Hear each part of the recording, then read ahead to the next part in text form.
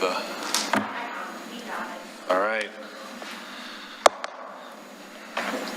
Call to order the Planning Commission for the City of Oregon City, Monday, April 10th, 2023. Call the roll, please. Commissioner West? Here. Commissioner LaSalle? Here. Commissioner Staggs? Here. Commissioner Laws?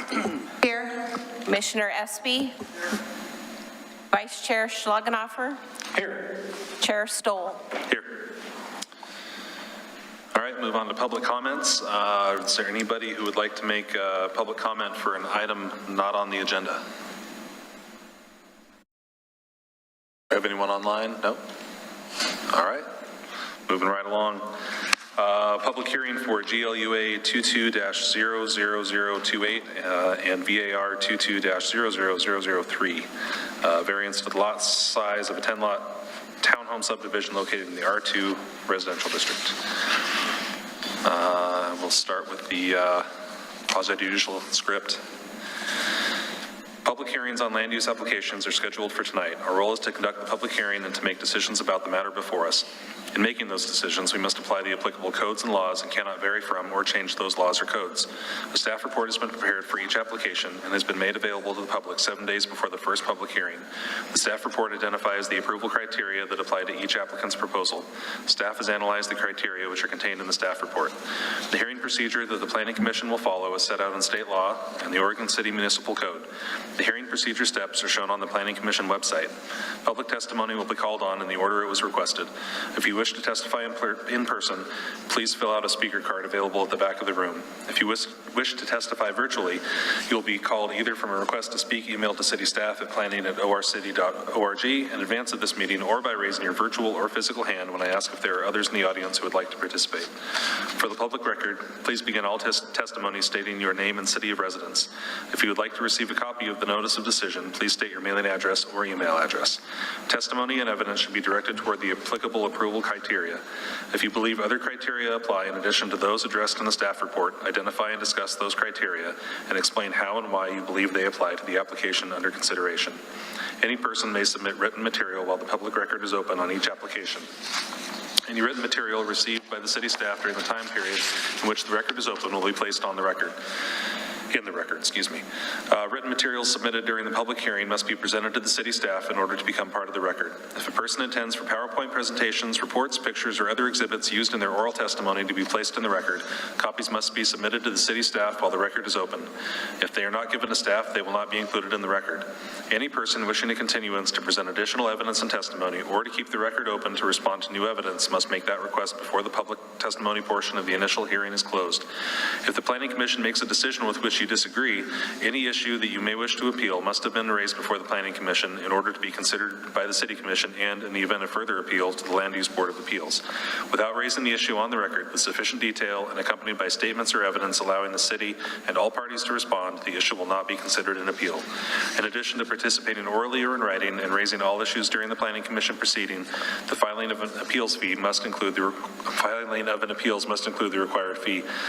The city-recognized neighborhood association may request waiver of an appeal fee subject to the requirements set forth in OCMC 17.50.190C5 and 17.50.290C.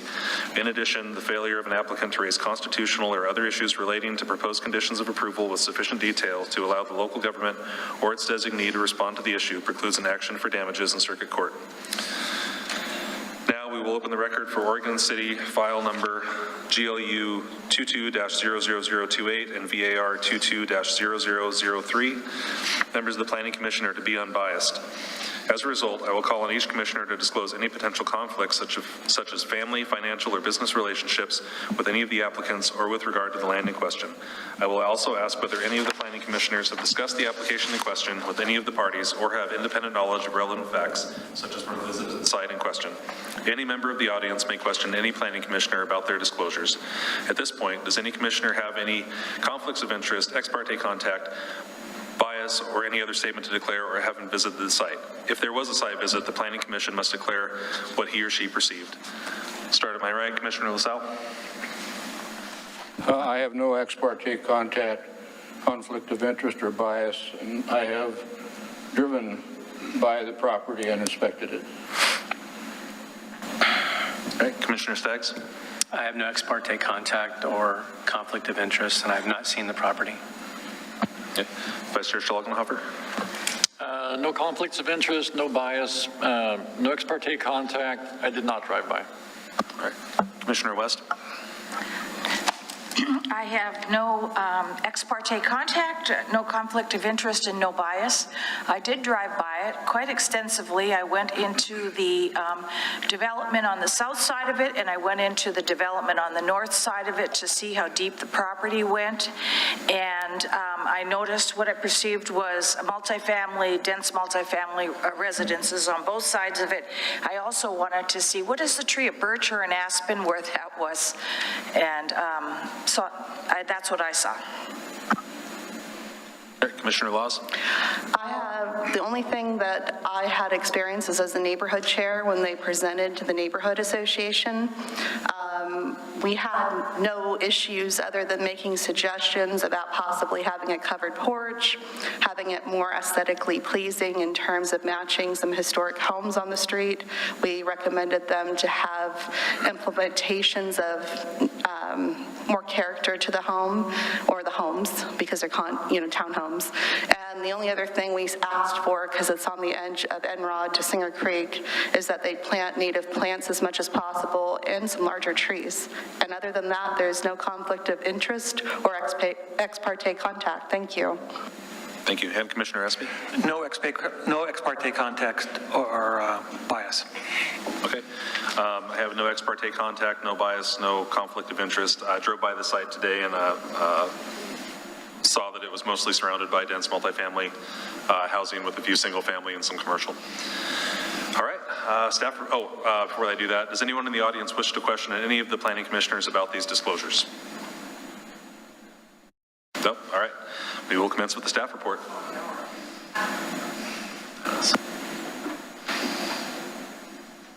We'll ready for the staff report. When you are.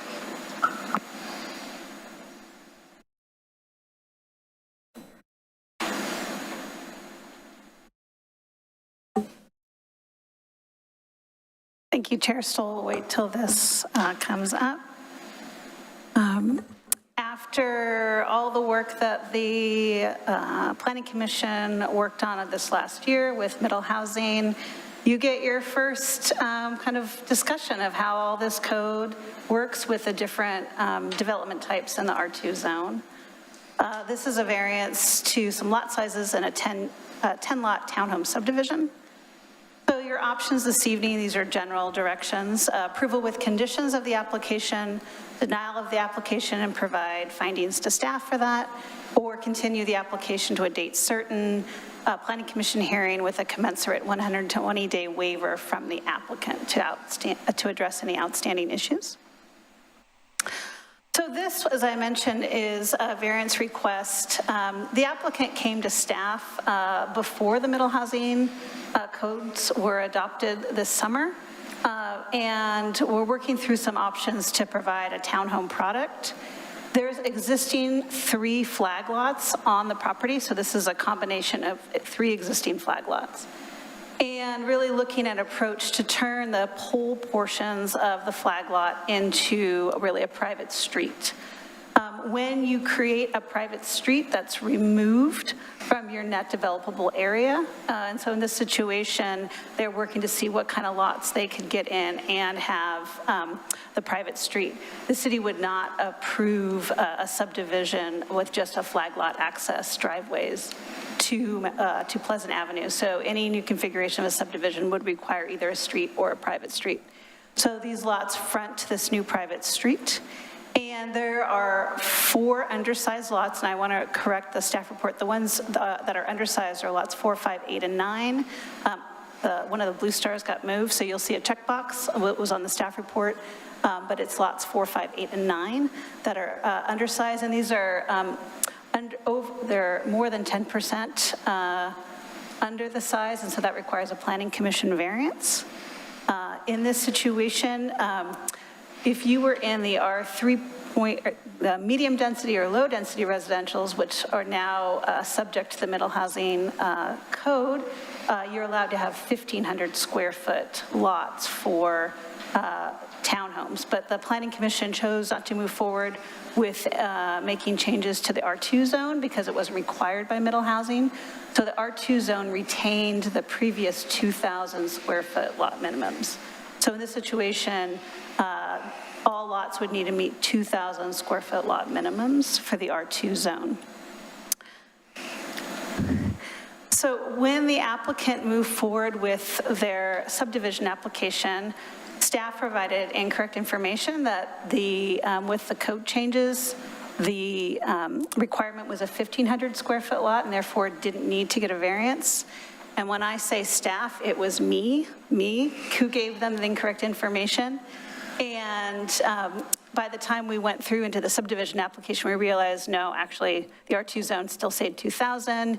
You'll need to gain approval for your proposal through a couple of options. So in the subdivision staff report, we wrote a condition that said, here are some of your options before final plat to show you meet compliance with the zone. And they include, reduce the number of lots to meet the minimum lot size, and this is for net density, so the minimum lot size densities would be, the private road would be taken out, so you can get, minimum density would be 8 lots for this subdivision. Obtain a planning commission variance where you are here this evening, and they'll have a proposal on how they meet the variance criteria and provided mitigation. Pursue a 2-stage platting process by platting larger lots that would be replatted a second time with middle housing land division. So this is a bit new, and this is a new option they have, which is a pretty clear and objective process that I'll go through. But they would end up platting a lot that was bigger, that would have a triplex or a fourplex built into it, but then would be platted again after the middle housing was built. And so I'm gonna go back. If they pursued that option, they would get exactly what you see here through a 2-stage process. So you plat one, you have a larger lots with a plat restriction that required a certain number of units on those lots. And then you'd plat it again with the middle housing land division, and you would get basically this layout, but it would be a 2-stage process. The next option would be to continue working with our development services team in Public Works to see if there were small tweaks to the private driveway as they went through design and detail review, and if there was any way to steal a little square foot on one side or the other that may get them their minimum lot size. This, unsure if that's available, but that is still an option they can pursue, but they would have to do a lot more work to see if they could still do that and meet our development services requirements. So here are some general staff recommendations and findings for this variance request. In general, while there are a number of alternative approaches that the applicant could pursue in the proposal, staff finds that the requested variance is the least impactful to the neighborhood of the options identified. Granting the variance provides a clear path forward and would not result in the need to submit a cumbersome 2-step platting process through the middle housing land division, which would in the end be identical to the proposed layout. The requested variance would allow the applicant to provide for the development of the site consistent with the high-density residential design. It would meet all other R2 zoning dimensional standards. Additionally, the applicant has proposed some mitigation measures as part of this variances that are not required as part of the subdivision. So all buildings will be set back from the street to provide a front yard area large enough to include an off-street parking space and a yard area and tree planting. A common area is proposed at the end of the private street to provide additional outdoor recreation and gathering space for the community. The streetscape of the buildings will be enhanced by having the facades of the buildings staggered, and the CC&Rs for the subdivision will require residents to store their garbage cans to their garages to avoid them cluttering up the front yards. Specifically, if the variance is granted this evening, it is based on the proposed layout of the townhomes. So that would be, if that's required, that could be a condition you could add if you wanted to as a planning commission to require that the applicant build what they submitted, they intend to. If that condition wasn't added, they would just be submitting a design that met our design standards for townhomes. And let's see, here is a layout. I wanted to kind of provide a little bit more clarity about how R2 differs a little bit with the medium density and low density residential as it relates to lot sizes for townhomes. You'll see here our medium density and low density, so it's the R3.5 up to R10, were part of the middle housing code amendments that required 1,500 square foot lots. The R2 on the right that's highlighted is a 2,000 square foot lot and was not changed this last summer. And then you can see some of the configuration of the minimum lot size for the duplexes, triplexes, and quadplexes. So that's how they would do a two-stage middle housing land division. The applicant has provided a layout of the building's locations and indicating the setbacks. This also shows attached sidewalk, so there is pedestrian access from Pleasant Avenue to the property, each property. The applicant has also provided one of the alternative analysis to show things they could be building as a permitted use and they've chosen not to, and I think this is a really good example. This is the configuration of the 3 flag lots that exist today. And if the applicant wanted to, they could come in and request building permits for 4plexes on all 3 of those lots, and then come back and do a middle housing land division. In this situation, the flag lot would not be a private street. It would, with public access, it would be the flag lot driveways. So in this situation, there's not guaranteed public access on flag lot driveways. The configuration is not as pedestrian friendly, and there are more units allowed by right through the middle housing and middle housing land division process. This is a great example. When you get into a zone like R2, there's many different iterations, and based on the path you go down, you have a different outcome of how many lots you can get. If you did a multifamily with a driveway access, you probably could get a certain amount. The townhomes gave you a certain product, a certain amount, and here's another example, which is the applicant is not proposing this, but this shows their by right allowance. So I'm available for any questions, and we do have the applicant here this evening. Staff does recommend approval of this application. They have provided mitigation. It provides clear direction to the applicant, and knowing that they could get the exact same layout with a more cumbersome 2-stage process, staff seems it's reasonable that they've met the criteria for variance and does support this variance application. So I'm available to answer any questions this Planning Commission may have. All right, thank you. Does anybody have any questions for staff? Yeah, well, Okay. Go ahead, Vice Chair Schlagenhofer. I'm not sure if this is part of tonight's discussion, but I see that the flag lots had 3 separate driveways. What was the width of those? I can look. They probably were about 8 feet or 10 feet each. We had when these were created, we had an allowance to have each flag of the flagpole of a lot to be as low as 8 feet. Oftentimes, what you did is you then had a shared driveway easement, which, and this is the case that the applicant did. So with that private street, the shared driveway easement goes away and the private street overtakes that when it gets platted again. Okay. All right. Yeah, I'd like to hear more from the applicant before I ask more questions. Thank you. Commissioner Staggs? How many units is their proposal? It's 10. I'm gonna go back. Oops. Trying to go back. Let's see. I think, give us just a minute. Okay, there are 10 lots, 10 units? 10 units. And so 1 townhome per lot, 10 lots, 10 units. And they could build 12 if they wanted, if they just could. did the by right? Mm-hmm. Yeah, okay. Thanks. Commissioner LaSalle? The page numbers that I reference here are the agenda package page numbers, in case you want to look. Are these dwellings to be? Is your microphone on? Pardon? Is your microphone on? This, but no, handheld one is. Yeah, we're not hearing. It's not on. How's that? Is that better? Okay, I'll have to get closer to it. Are these dwellings to be sold as individual parcels or combined as rentals? Sure. Actually, we can't get involved in the city on tenureship, being owner or rental. With these being a middle housing land division or a plat, these will be individual lots that could be sold to properties, to new property owners, or they could be bought by someone to own all 10 lots. And we, as a city, we couldn't put a condition on if it could be rental or sale.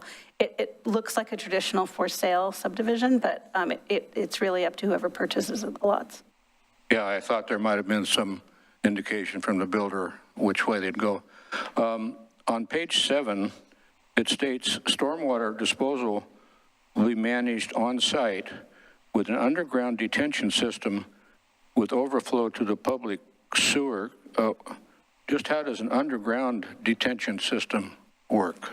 Sure. When I'm going to try my best to not be an engineer and answer an engineer question. So stormwater through the Oregon City stormwater process does a best practices plan, which looks at can you provide stormwater naturally through swales or stormwater detention facilities. And if you can't provide that, you do have an opportunity to do a stormwater tank underground that has more mechanical cleaning before it goes into our system. And so I do know with the subdivision application, they were working with our the development services, and they will be providing that information. And if they can provide some stormwater above ground, they will do that. But I know that 100%, because of the complexity of the site, that there'll be some portion that will be underground.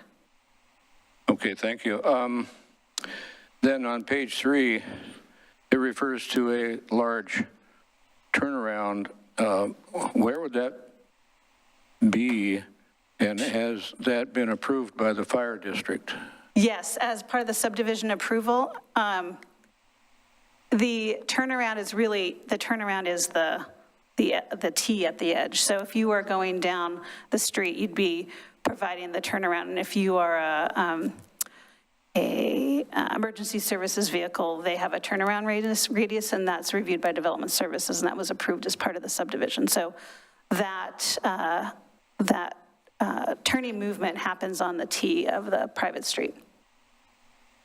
Okay, so it'd be a matter of them getting in and then backing around. Yeah. Okay, and as part of the subdivision review, they do have Clackamas Fire District's turning radius as the development service reviews. Yeah. Okay, now on page 29, it states that during the neighborhood association meeting, the neighborhood was supportive of the proposal. But the minutes state that there were considerations and concerns from neighbors were made about sewage infrastructure, traffic from the area onto Molalla, which is a right turn only, concerns of traffic bottlenecks onto Molalla, stormwater treatment and irrigation, and then let's see here, the width of the private road is a concern. The question, I guess, was 25 feet or 19 feet of asphalt. And I guess my question would be to Commissioner Laws, were all those issues resolved during the process? To the best of the ability, as much as the problem is the data that we're comparing it to, is technically, you're looking at traffic safety reports back from 2000, it's comparing the data to 2013. We bring up those concerns with every land use development because back between this land use development, we had several applications pending with homes, condos, and then we also had Cam Street apartments, all one after the other. So we were concerned about Molalla Avenue, especially where Pleasant hits Molalla Avenue. I have a friend who lives on Pleasant, and it literally, sometimes you're waiting there 5 or 8 minutes before you can take a left. And then on the other side of Pleasant Avenue, you can only take a right, and then it's right before Mountain View, which Mountain View has homes, condos. So we're seeing a lot of infill. Now this development, out of all of them, seems to be more realistic and obviously on a smaller scale than the other two. But we did bring up those concerns, and I think based on the data, there's not a lot we can address other than bring up those concerns. Commissioner LaSalle? Yes. You know, I think all the items you brought up that were comments from the neighborhood association are really associated with the subdivision technical review, which was noticed to the neighborhood association, has now been approved with conditions. So they either were addressed, or they were not applicable, or what the applicant proposed met our clear and objective standard. Is the city, though, looking at a light possibly where Pleasant meets Malala Avenue in the future? You know, I don't know, I could respond back, but as part of their transportation analysis, because there's not a lot, this is the subdivision piece, because there's not a lot of units, they were not triggered for any offsite improvements beyond the system development fees that that all new development needs to provide. You know, the transportation system plan may identify future improvements that system development fees can pay for, but this level of a development would never trigger something like a light, or not never, very highly unlikely.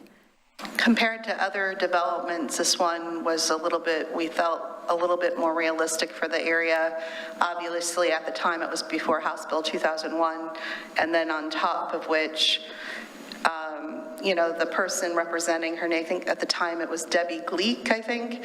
She was very respectful. She came in, she told us what we needed to know. They actually took some recommendations, so it was a pleasant experience as a neighborhood association. Okay, that's all the questions I had. Thank you. Commissioner West? This is a 10-unit subdivision. What does trigger more in-depth traffic studies or a traffic analysis? What's the level? Sure, I can get back to you. We have specific guidelines for traffic analysis. I can look at it, but there is a certain number where you have to do a more of a traffic impact statement, traffic impact analysis. And when you are providing development under a certain level, you do just a smaller analysis letter that looks at on-site or right at the intersection, you know, at site distance, things like that, rather than off-site impact. So I can take a look at that while this is happening. Is there some time in the future, separately, we could look at that in the future, we could discuss it possibly? I know we've had a presentation by Rhea, our new transportation consultant, and that's something that Aquila Hurd-Ravitch can talk about at future meetings, but I'm always supportive of learning more about transportation and how we do that analysis in Oregon City. Awesome, thank you. Okay, Vice Chair Schlagenhofer? Yes, thank you. I'm trying to picture a 20-foot wide roadway with a 20-foot wide driveway. Do we have anything like that in the city right now? Oh, this constrained small street? Yeah. Actually, we do. We have, this is very specific, but if you are up in Park Place, there's a small little development called Godin Way, kind of near this grade school, not Park Place grade school, but the other grade school. Holcomb, thank you. I'm blanking out Monday. And that was an infill project to look at how to provide access for a number of units onto a public street, and it is a smaller constrained street. This is a private street, so the sidewalks, the streets will be maintained by the property owners. There will be a 24-hour public access vehicular and pedestrian easement placed on the street. Okay, because obviously there's going to be no street parking. So it's going to be what fits in the garage and what fits in the driveway. Now, if somebody had a third vehicle, what would the closest parking be? Where could they park? A near public spot? I don't have the answer in the sense that, yeah, they'd have to figure it out because they would I'm have just to thinking find. maybe they have a friend that wants to come and visit, and they're going to need to park somewhere. Okay, all right. Thank you. All right, any other questions for staff? No? All right, well, call the applicant up. 15 minutes. Please state your name and who you are and who you represent, and so on. And in 15 minutes. Yeah, yep, over.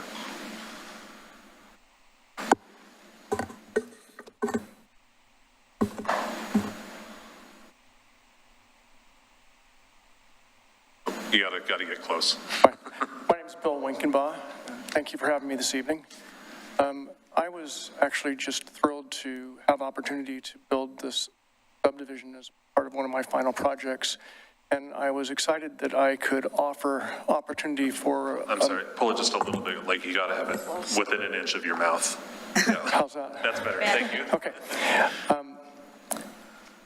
I was excited that I could offer something that is fee simple, where I didn't just build something multifamily, and I actually had many iterations leading up to this where I did have multifamily, and I just thought this was a very attractive subdivision for that area. And, you know, frankly, with regards to even parking, the requirements for apartments are even less than the opportunity they'll have for with their garage and their driveway. And so in every respect, I saw it as a very pretty aesthetically fitting neighborhood to be in that area. So I've really appreciated staff, and my engineering team have worked diligently to come up with something that was creative, and I thought we checked all the boxes, and then we missed one. So this is Blake, my engineer. Appreciate your time tonight looking at this variance request we're putting in front of the Planning Commission tonight. Carla Laws, you had mentioned Debbie Cleek. She is on the phone right now tonight as well. She's absolutely on the project team and continues to be. She is fantastic. So I think, you know, I think Christina's staff report was really thorough. So I'll just kind of highlight a couple key items that is really bringing about this variance request. The variance request is due to parent parcel geometry and providing that emergency vehicle access lane, that hammerhead turnaround on the north side of the site. Once you have that vehicle and pedestrian access way in there and a tract rather than as like an easement inside of a lot, the parent parcel is just not wide enough to meet that 2,000 square foot minimum area required by R2 zoning when you have a 20-foot wide typical size townhouse. So the reason for the variance request is, you know, it's due to existing lot geometry. It's due to conditions out of applicant control.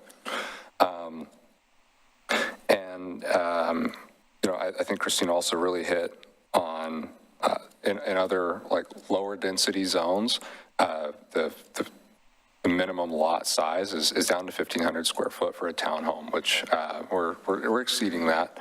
We're trying to meet the character of townhomes and the intent of the code. We're still hitting, you know, of course, the minimum width for the townhomes. It's just the parent parcel is just slightly narrow once we account for the emergency access and vehicle turnaround up there. You know, I think we wanted to keep it pretty short and lean on answering questions, specific questions that the Planning Commission had for the applicant team. All right, any questions for the applicant?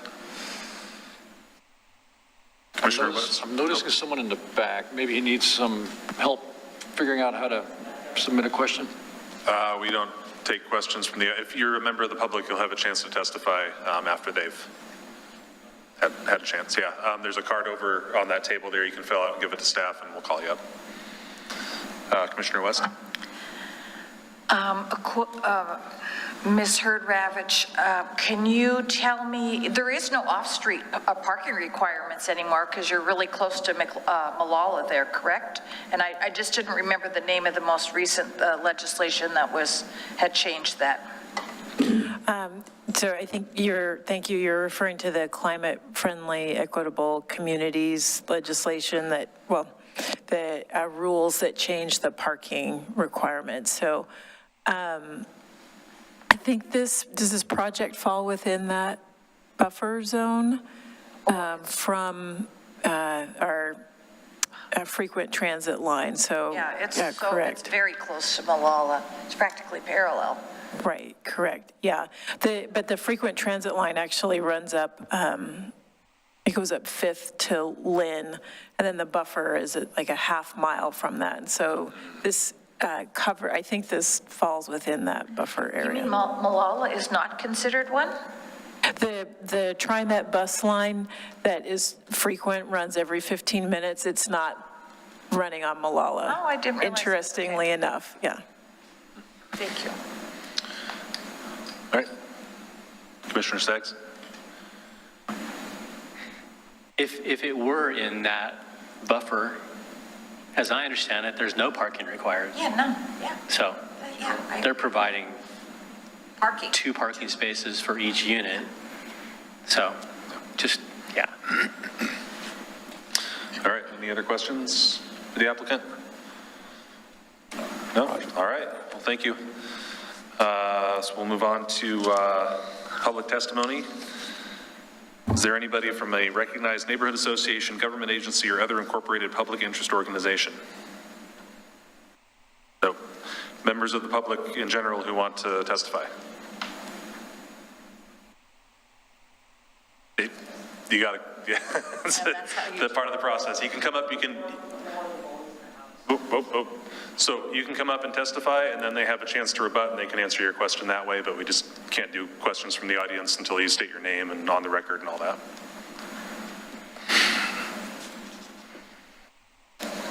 Yeah, you can fill it out afterwards, fine.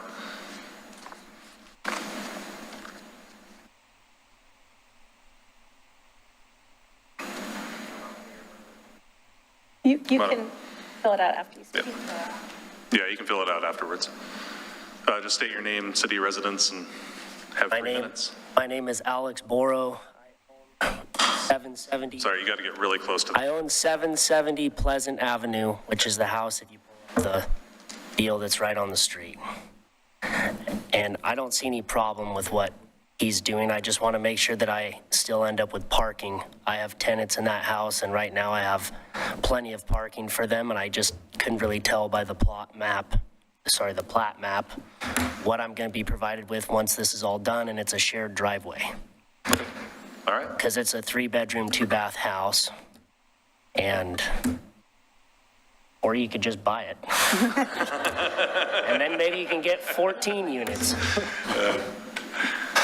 Can we see on a map Yeah, what he's talking about? I'll bring up the one that has the layout of the units. I think that has more information on 7.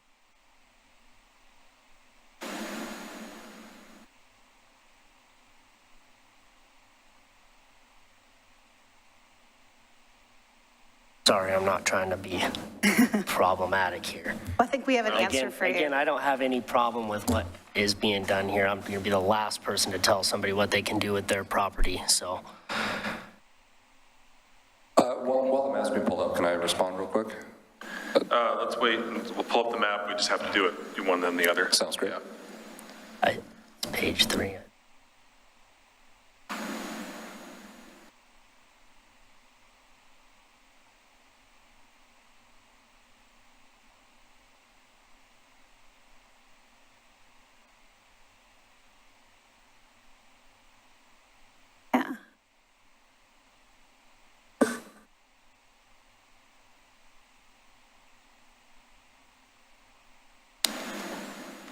Is that the map you're looking Yes. at? Yeah, that's perfect.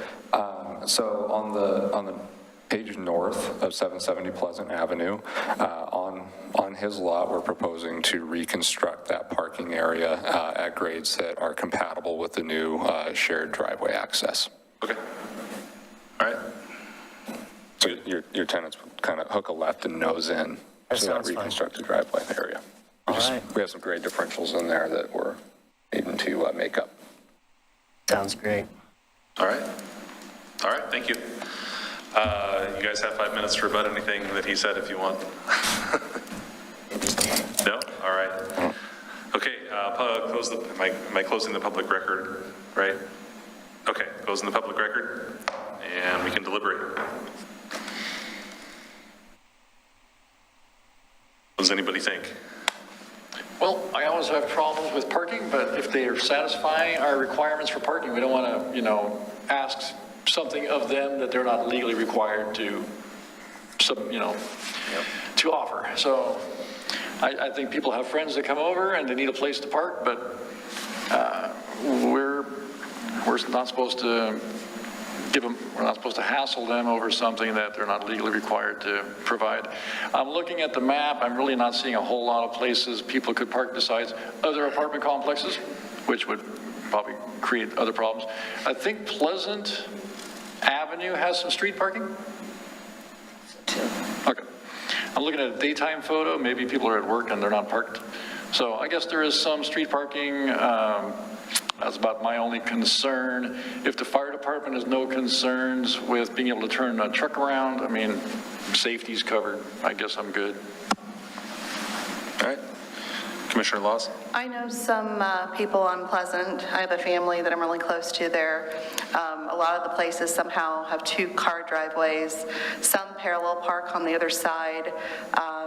Some park across the street because there's like a church curb area there. There's the House of Pipes, which they don't take up a lot of room because they have a parking lot. And then there's a auto body or car repair at the end, which they mainly stay in their area. For us, having 2 other land uses, this one was like a walk in the park compared to ones we were, presented. So other than that, I mean, they're offering more than what I've seen other developments offer at this point. All right. Commissioner Espy? Move that we approve GLUA 220228 and SUB 220002. I'll second it. All right. Motion's been made by Commissioner Espy, seconded by Commissioner Staggs. Any further discussion? All right. Call the vote, please. Commissioner West? Aye. Commissioner LaSalle? Aye. Commissioner Staggs? Aye. Commissioner Laws? Aye. Commissioner Espy? Aye. Vice Chair Schlagenhofer? Aye. Chair Stoll? Aye. And motion passes. You're good. All right. We'll move on to approval of the minutes.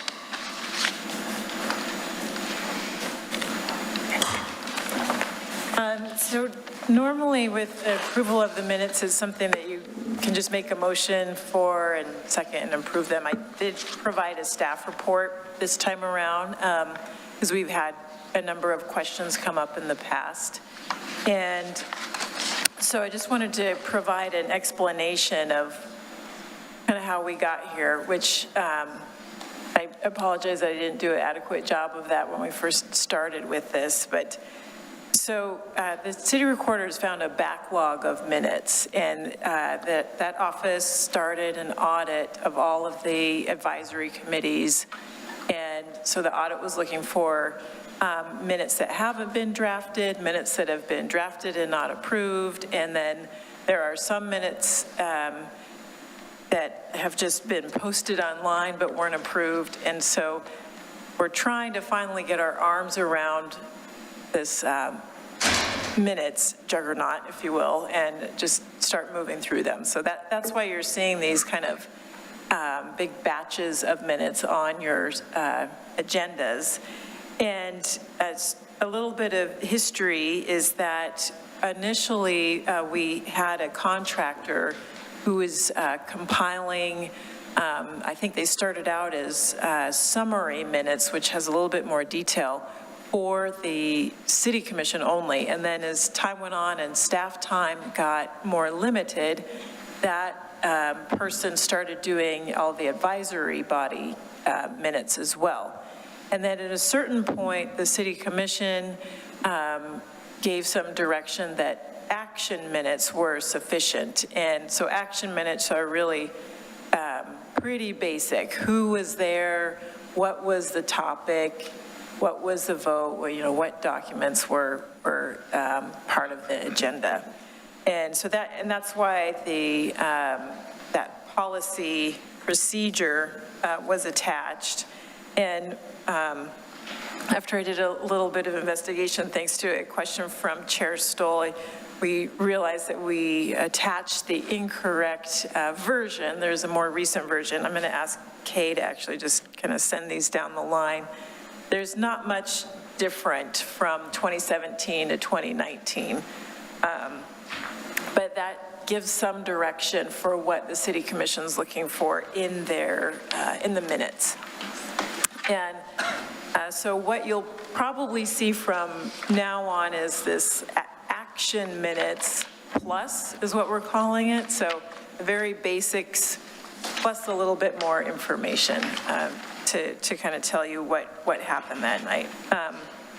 So that's the update on the minutes, and I'm just looking at my notes to see if there was anything else that I wanted to include.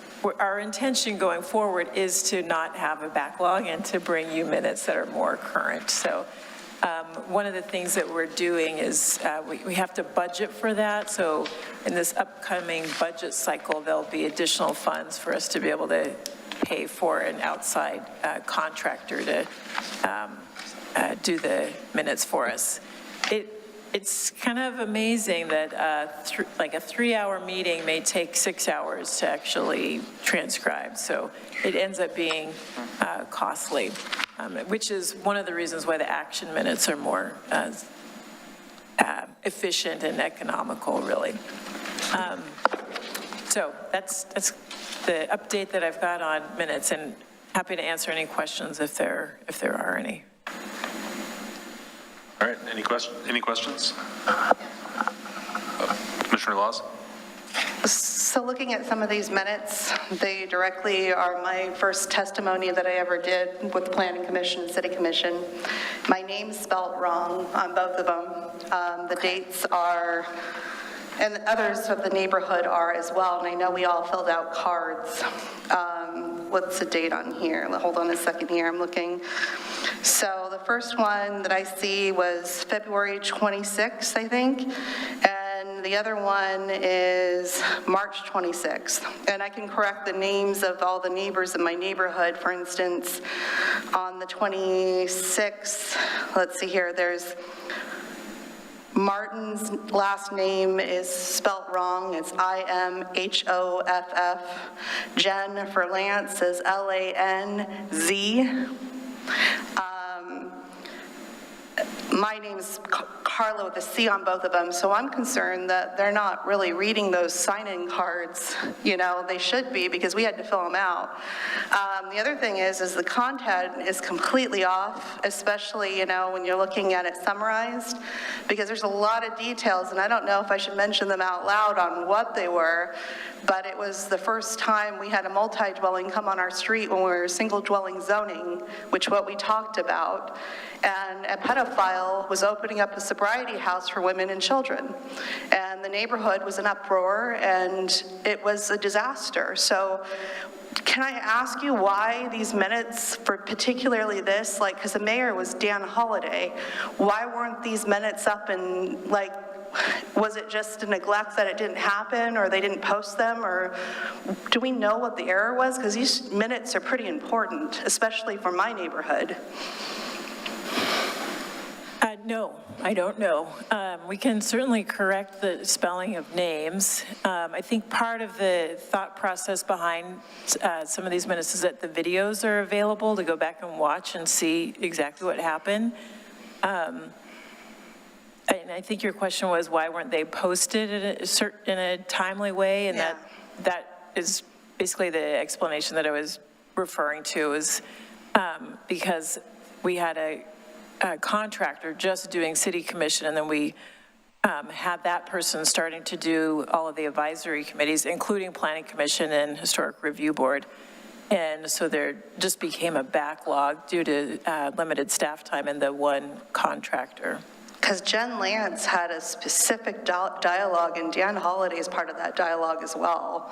And it's very specific. So, you know, I just want to see it, because if someone doesn't have the resource to watch it or that they can read it, there's a lot of detail, especially on the 26th and on March, what was it, the 28th?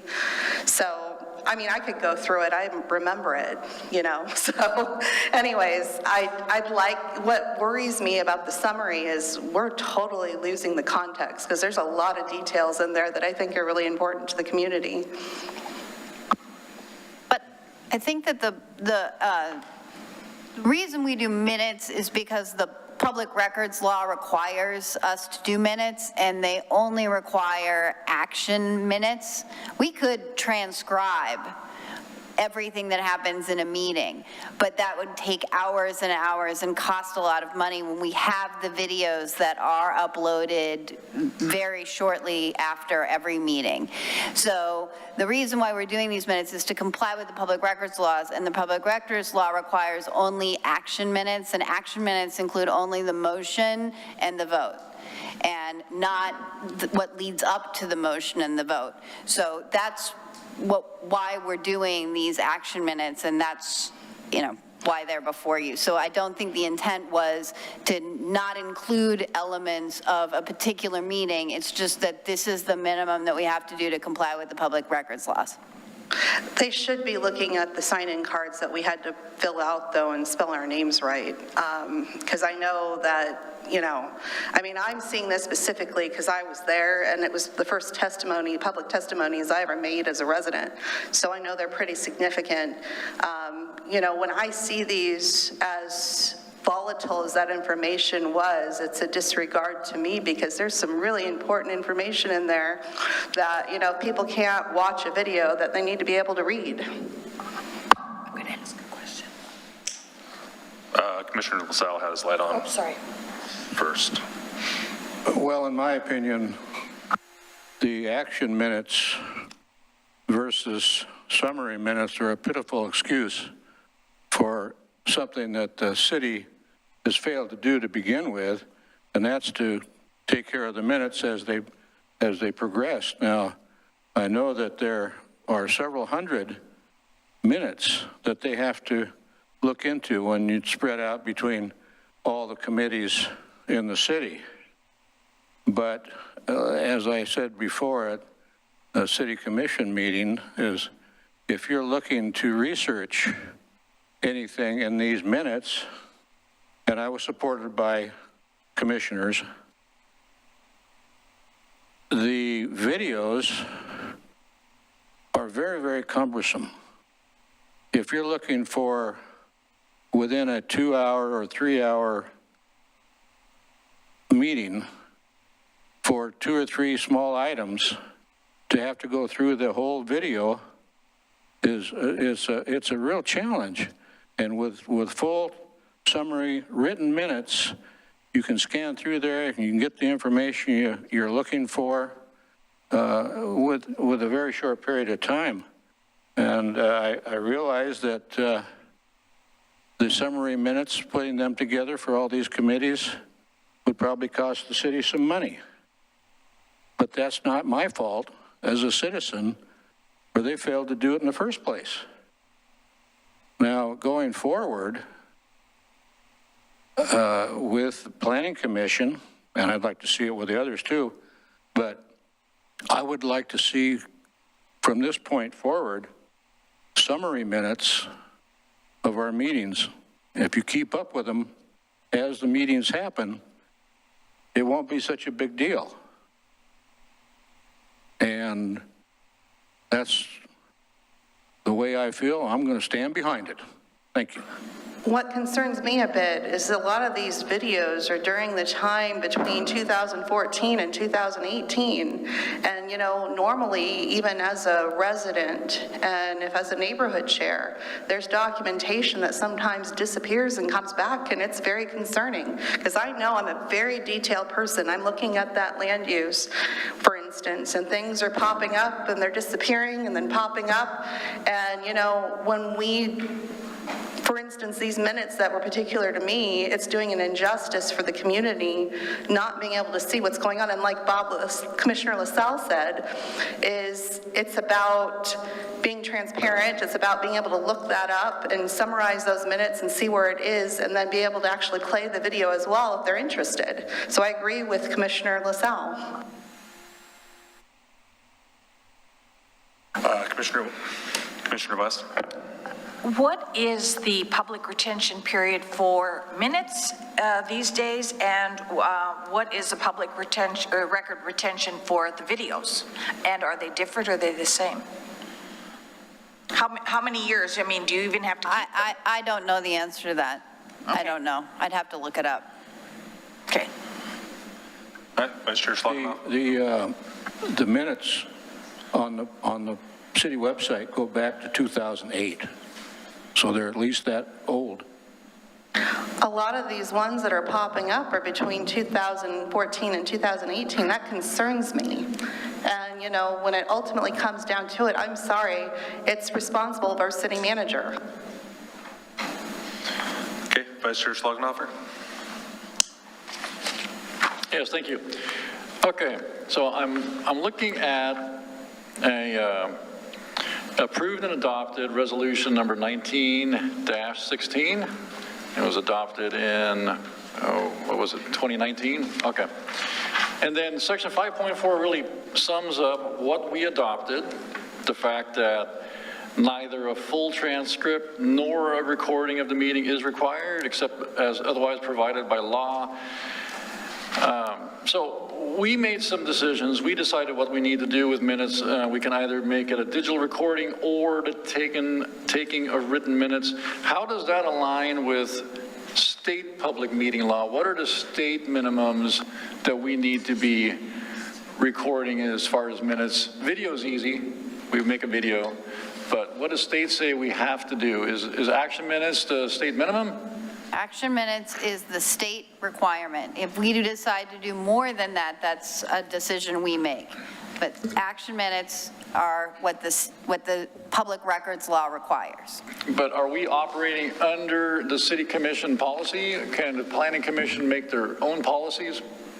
I believe that under these policies that Aquila distributed, it says at the first part, it says, this policy applies to the city commission, all city boards, commissions, and committees that serve at the pleasure of the city commission.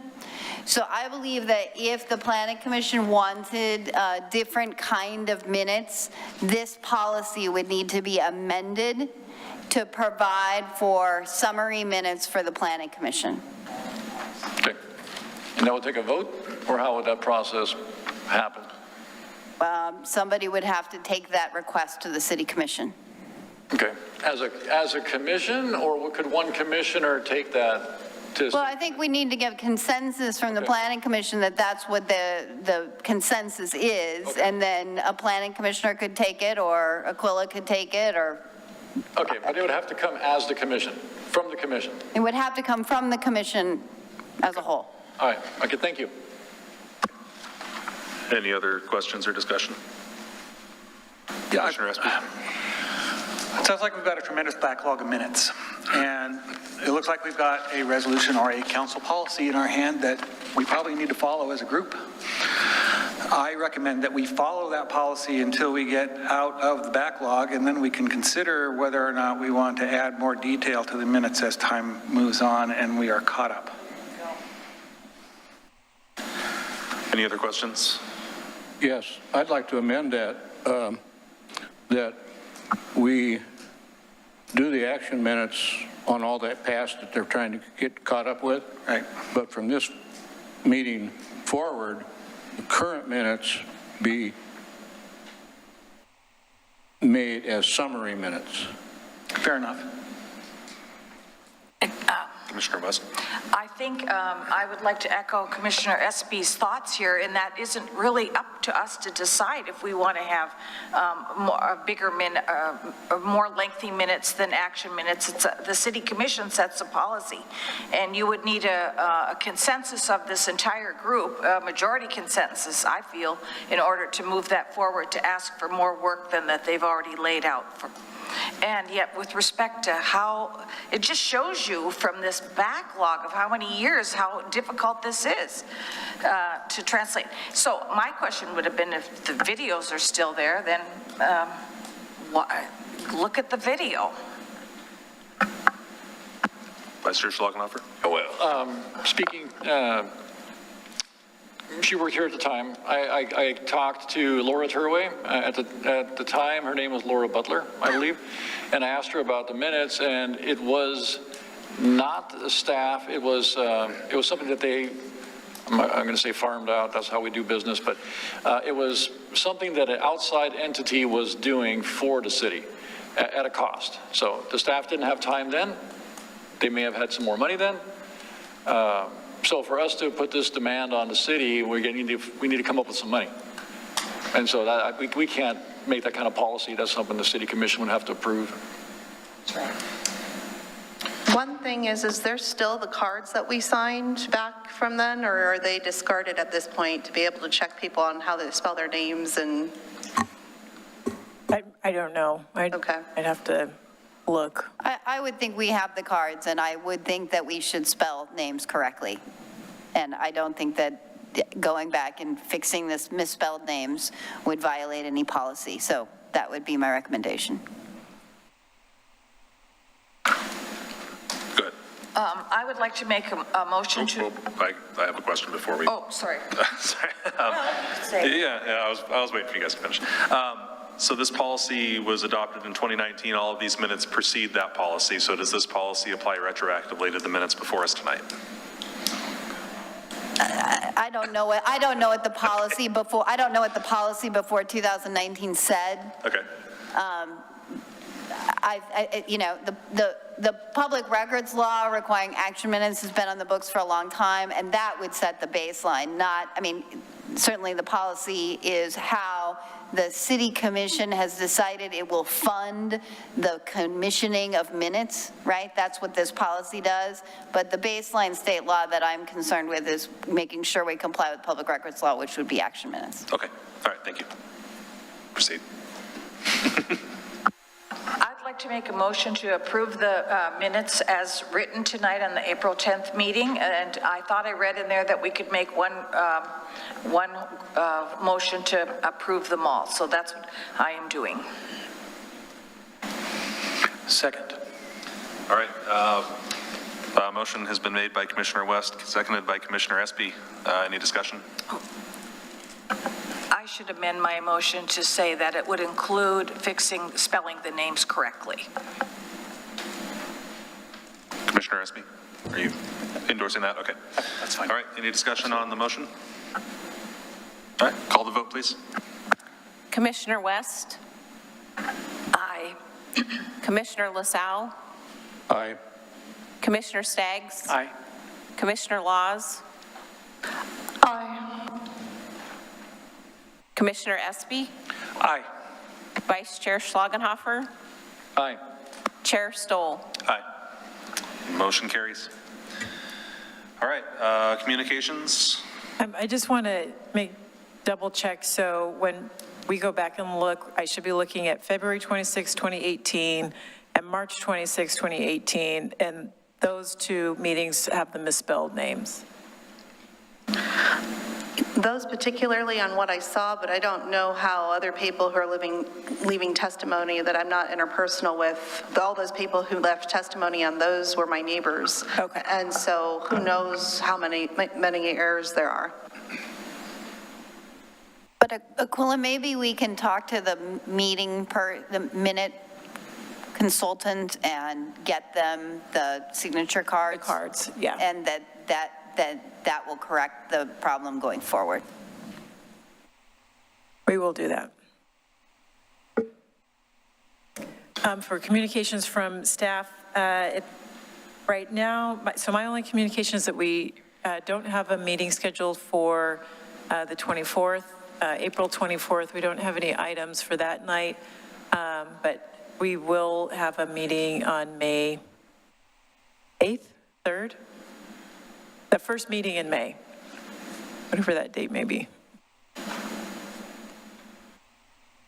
All right. Thank you. Any communications from any of the commissioners? Oh, Vice Chair Schlagenhofer.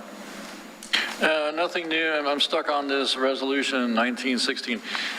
It says that As Chair Stoll stated, City Commission believes a lot has changed in 22 years and the policy needs to be updated to reflect those changes. So that tells me that that is from 2019 on.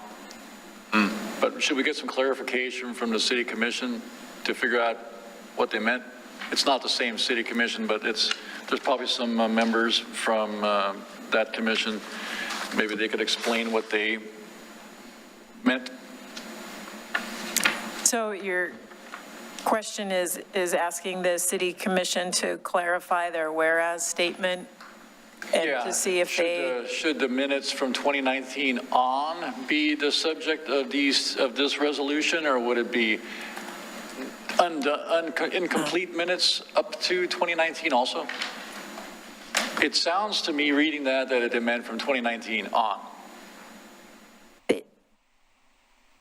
They may have meant that. I can talk with the city recorder and the city manager and find out how they would want to proceed with that type of question. I think it could really open up a lot of work if there's some decision that all of the minutes in those 22 years leading up to 2019 should be summary.